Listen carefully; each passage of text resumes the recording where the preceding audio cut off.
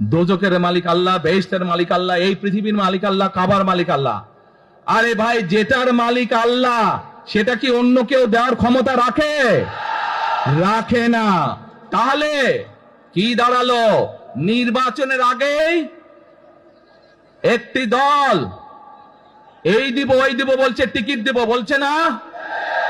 যেটার মালিক মানুষ না সেইটার কথা যদি সে বলে, এক শিরকি করা হচ্ছে, হচ্ছে না? যার মালিক আল্লাহ, যার অধিকার শুধু আল্লাহর একমাত্র, সবকিছুর অধিকার উপরে আল্লাহর অধিকার। কাজেই আগেই তো আপনাদেরকে ঠকাচ্ছে, নির্বাচনের ফলে তাহলে কেমন ঠকাবে আপনাদেরকে বোঝেন এবার। শুধু ঠকাচ্ছেই না মানুষকে, যারা মুসলমান তাদেরকে শিরকি করাচ্ছে তারা, নাউজুবিল্লাহ।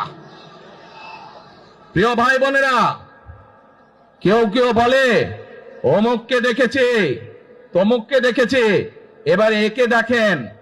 প্রিয় ভাই বোনেরা, 1971 সালের যুদ্ধ, যেই যুদ্ধে লক্ষ মানুষের প্রাণের বিনিময়ে এই দেশ স্বাধীন হয়েছে, আমাদের এই প্রিয় মাতৃভূমি, সেই মাতৃভূমিকে স্বাধীন করার সময় অনেকের ভূমিকা আমরা দেখেছি, যাদের ভূমিকার কারণে এই দেশের লক্ষ লক্ষ ভাইয়েরা শহীদ হয়েছে।